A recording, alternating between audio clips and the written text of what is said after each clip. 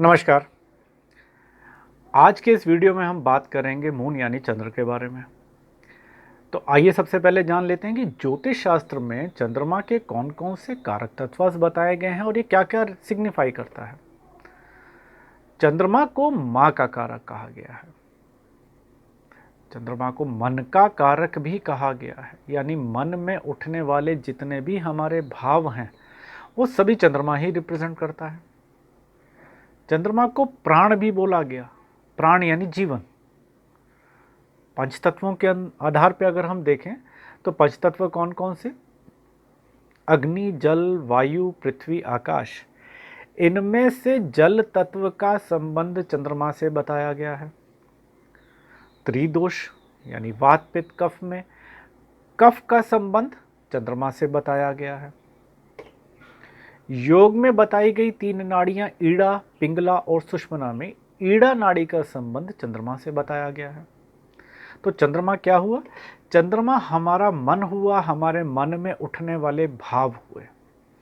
अब वो भाव अच्छे हैं या बुरे हैं ये तो चंद्रमा की स्थिति बताएगी कुंडली में, लेकिन वो भाव पूर्ण रूप से चंद्रमा से ही संबंध रखते हैं।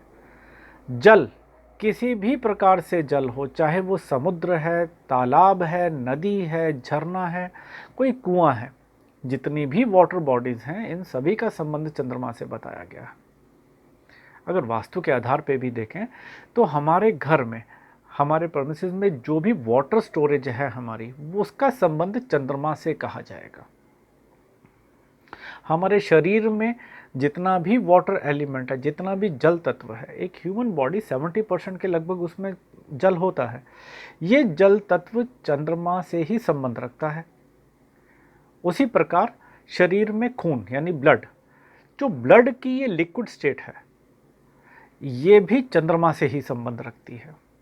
और हमारी लेफ्ट आई, कुंडली में चंद्रमा को सबसे इंपॉर्टेंट प्लैनेट बोला गया। ऐसा क्यों? सबसे पहले जानते हैं कुंडली क्या होती है। बच्चे के जन्म के समय, उसी क्षण यूनिवर्स में जो प्लैनेट्स की पोजीशन है, जो नवग्रहों की पोजीशन है, यानी कि वो कौन सी राशि और कौन से नक्षत्र में है, उनको एक चार्ट के फॉर्म में नोट कर लिया जाता है, जिसको कुंडली यानी कि जन्म कुंडली कहा गया। इनमें चंद्रमा जिस नक्षत्र में बैठा हो उस नक्षत्र को जन्म नक्षत्र कहा गया। इसी जन्म नक्षत्र के आधार पर बच्चे का नामकरण होता है। आगे जाकर के उसके विवाह के लिए कुंडली मिलान भी इसी जन्म नक्षत्र के आधार पर ही होती है। और जीवन में सभी शुभ कार्य करने के लिए, शुभ मुहूर्त कैलकुलेट करने के लिए भी इसी जन्म नक्षत्र को आधार माना गया है। हिंदू धर्म में व्रत और त्योहार का संबंध तिथियों के साथ दिया गया है। ये तिथियों की कैलकुलेशन भी चंद्रमा की मूवमेंट से ही होती है। चंद्रमा 1 महीना लगाता है हमारी पृथ्वी का एक चक्कर लगाने में। इस 1 महीने में 15 दिन चंद्रमा का आकार बढ़ता है और 15 दिन चंद्रमा का आकार घटता है। जो 15 दिन चंद्रमा का आकार बढ़ रहा है उसको शुक्ल पक्ष कहा गया और शुक्ल पक्ष की 15 तिथियां बोली गई। इसी प्रकार जब चंद्रमा का आकार घटता है तो उसको कृष्ण पक्ष कहा गया और उसकी भी 15 तिथियां दी गई। ये तिथियां किस प्रकार हैं? शुक्ल पक्ष में प्रतिपदा, द्वितीया, तृतीया, चतुर्थी, पंचमी, षष्ठी, सप्तमी, अष्टमी, नवमी, दशमी, एकादशी, द्वादशी, त्रयोदशी, चतुर्दशी और पूर्णिमा। इसी प्रकार कृष्ण पक्ष में प्रतिपदा से चतुर्दशी और फिर अमावस्या। गुणों में चंद्रमा का संबंध सात्विक गुण से कहा गया। चंद्रमा का colour white, direction north west. अन्न में इसका संबंध चावल यानी राइस से बताया गया। धातु सिल्वर यानी चांदी। इन सभी चीजों का उपयोग रेमेडीज के तौर पे किया जाता है और वास्तु दोष को जानने और उन्हें ठीक करने में किया जाता है। तो चंद्रमा से हम क्या जान सकते हैं कि अगर किसी की कुंडली में चंद्रमा मजबूत है तो इंसान का मनोबल अच्छा होगा, पॉजिटिव एटीट्यूड। किसी भी सिचुएशन में इंसान घबराएगा नहीं तो कहा गया ना, मन के जीते जीत मन के हारे हार। तो किसी भी हालत में वो मन से हारता नहीं है। नाम होगा, प्रसिद्धि होगी, मदर के साथ रिलेशनशिप्स अच्छे होंगे, मदर की हेल्थ अच्छी होगी।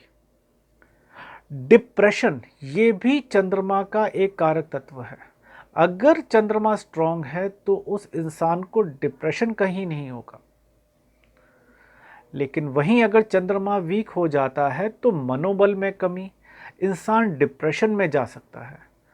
मदर की हेल्थ के ऊपर भी दिक्कत आ सकती है, मदर के साथ रिलेशनशिप में प्रॉब्लम क्रिएट हो सकती है। तो इस प्रकार हम चंद्रमा के बारे में एक कुंडली में जान सकते हैं। वास्तु के पॉइंट ऑफ व्यू से अगर किसी की कुंडली में चंद्रमा बहुत ज़्यादा कमज़ोर नहीं दिख रहा, फिर भी एक इंसान डिप्रेशन में है, तो हमें कहाँ देखना होगा? हमें उस घर की नॉर्थ वेस्ट डायरेक्शन को चेक करना होगा। वहाँ पे कोई एंटी एलिमेंट तो नहीं, उसको चेक करना होगा। इस प्रकार हम वास्तु सुधार से भी एक ट्रीटमेंट कर सकते हैं। तो आज हमने जाना चंद्रमा के बारे में। अगले वीडियो में हम बात करेंगे मंगल यानी मार्स की। नमस्कार।